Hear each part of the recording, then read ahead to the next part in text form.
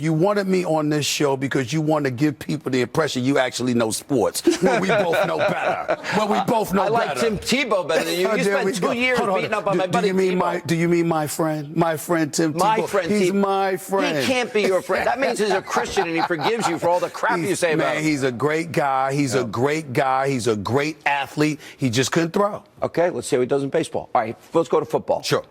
Tom Brady, I said before the game, I have my prediction if you want to see it. I picked him by 3. Okay. And I said the difference between those two teams, and the Falcons have a great team.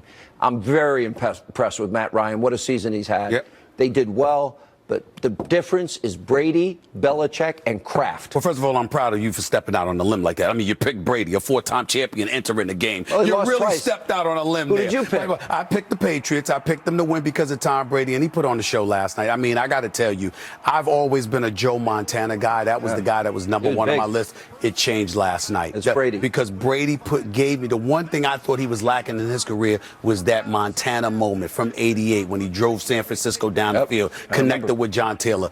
What I saw last night from Brady eclipsed all of that. I mean, it was sensational. No question. There's no words to really describe it. It isn't. And it was not surprising. That's the other part because he's done it so often in his I've been career. covering sports for 24 years, and I'm telling you right now, I've never seen a performance on an NFL field. It kind of reminded you of the election this year when Donald Trump won, and you called me on my radio. He calls me off air when I'm doing my radio show. He's like, "You're wrong. You're wrong." Or he texts me during you're the show. usually wrong. No, I'm always right. You're usually wrong, but somebody has to be here How for you. come you say to me all the time, you take a lot of crap from people for being my friend? Why is that? Because, you know, it's Fox News. It's you. You're a zealot in terms of I'm a zealot? You are. You can You're be an anti-Tebow zealot. Well, I'm not. He's my friend. I won't believe that till I hear it from him. He's my friend. Ask him. He's my friend. But at the same time, you know, I hate to say this on national television, even though I think you're wrong about 75% of the time. You are right sometimes, A. And B, you're actually a very nice guy. You're not a bad guy. You're softening me up. You're just wrong sometimes. And I understand that. That's why I try to be here for you,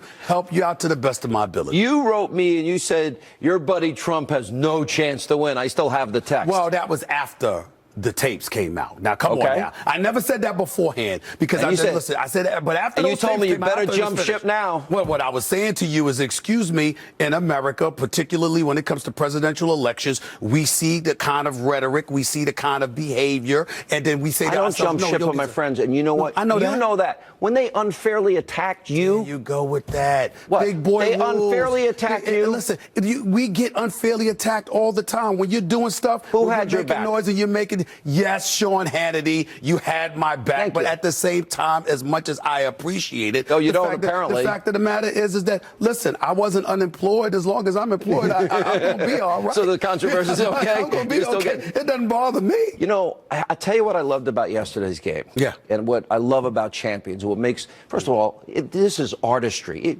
Look at even Matt Ryan's pass to Julio Jones. Julio right? Jones. I mean, well, that was the mastery of Julio Jones. Wow. That was amazing, he right? He was spectacular. But the pass and the catch were spectacular. All right. Then you look at Brady and this run through the fourth quarter into overtime.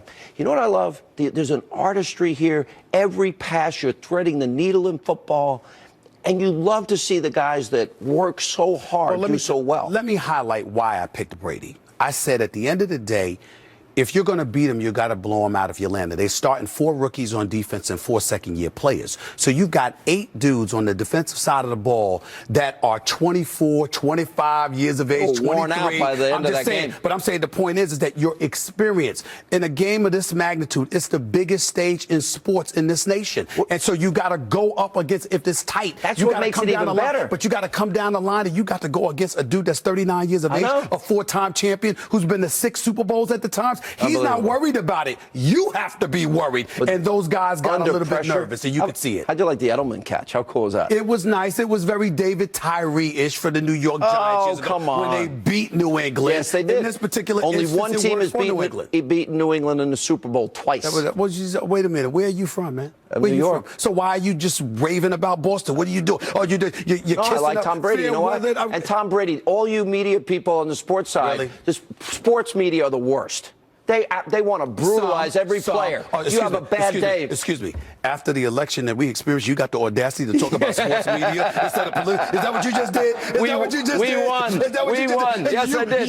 We won. You who you're not talking about the sports media. You're talking to political folks, and you sat up there and said the media is dead. They died a long time ago. Right. And now you're talking about sports folks. Sports guys are brutal. If you lose, they beat the crap out of you. Because you lost. Because you lost. But I won. But listen. Trump won. Wait a minute. But Hillary lost. But you were saying Who'd this. you vote for? You were saying this. I did not vote for Trump. No, I did not. But I will say this. Even though I did not vote for Trump, Trump not only is he our president, he's our president. Respect the man, hold him accountable. No question about that. Great. But also, let's be clear. The Trump that I saw before the election was nothing like the Trump that I saw during the campaign. But he was the one I personally told you existed. You did. I'll give you credit for that. Listen, you deserve credit for that. And by the way, I know it's important to you to get credit because Lord knows you're usually wrong. So it's a good moment. I was for right you. about Obama. It's a good moment. I was right about Tebow, and I'm right about Brady, and I'm right about Trump. By the way, but I still love you. While we're here on the air, you had the audacity to sit up there and challenge me to a debate on First Take one day.